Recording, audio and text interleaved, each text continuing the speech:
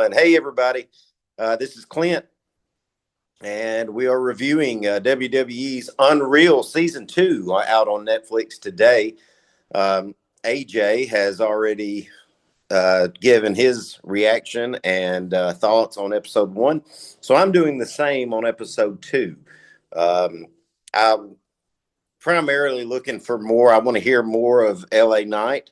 Didn't get that in the first episode or the second episode. The second episode is about R-Truth and Naomi. And as far as Naomi goes, it was good to see the behind the scenes on this push she got, the Money in the Bank win, what goes on to make a Money in the Bank. But let me start with R-Truth.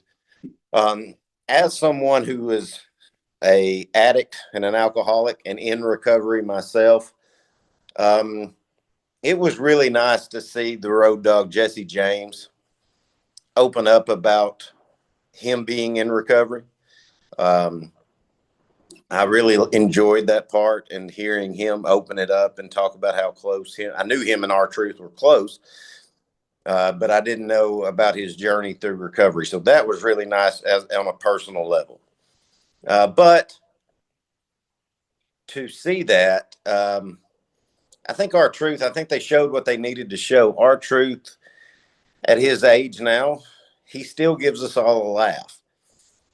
He still has the funniest moments that we love him for. And for God's sakes, we know WWE has the money. Give that man what it needs for him to make an occasional appearance and be part of the family, because watching this episode, everybody looks at him and as family and wants him there.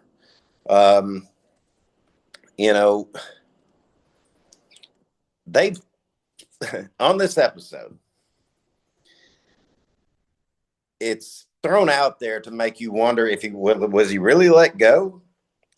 Triple H spins it as we were in negotiations and we were waiting on him to come back with a number that we would accept. Well, if he didn't get his contract renewed, he got fired.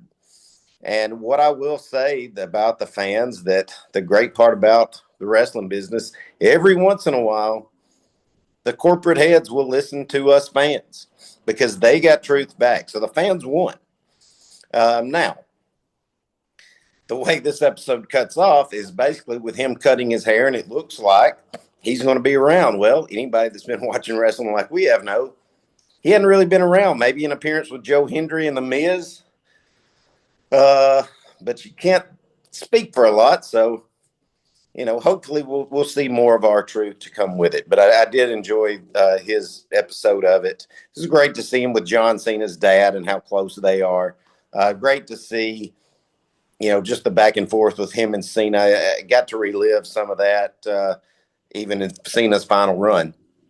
Now, as far as Naomi, I wish it would have gotten more into why her and Sasha left. They wouldn't say Sasha's name.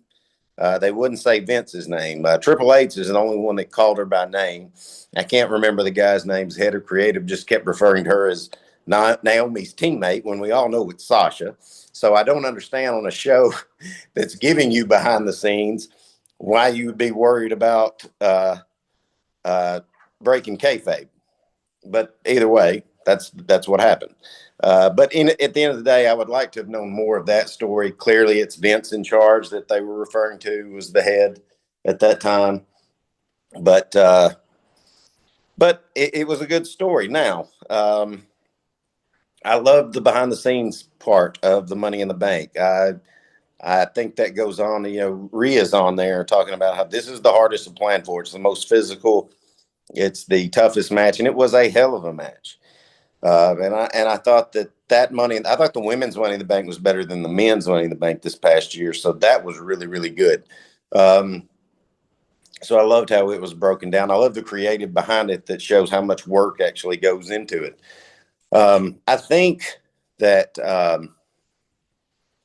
Shane Helms and I think that Rude, it's Ravishing Rude's son, but I can't remember his first name. I think those two do a great job. I hope they're there for a long haul. What else do I have on my notes here? Yeah, and then it gets into her feud with Jade. It gets into her title defense that was very short lived because she got pregnant. So now we don't, know anymore, and that's kind of where it left off. What I'm looking for in the future, episode two is one you could probably do without, uh, but it's very nostalgic, if nothing else, for our truth. But what I'm looking forward to on these next few episodes, I'm hoping we get it, is an explanation on why LA Knight can't get a push. I want to know if Seth was really hurt, thought he was hurt, if it was a plot the whole time to fake an injury at Saturday Night Main Event so he could cash in at SummerSlam. That's what I want to know. But I want to see more of LA Knight, or something of LA Knight. But we'll see what happens. We'll have episodes 3, 4, and 5 coming out possibly tonight, possibly this time tomorrow. So stay tuned. Thank you for tuning in. Hit that like, hit that subscribe, hit that share button, and help us get worldwide famous here in the wrestling business. All right. So long, everybody.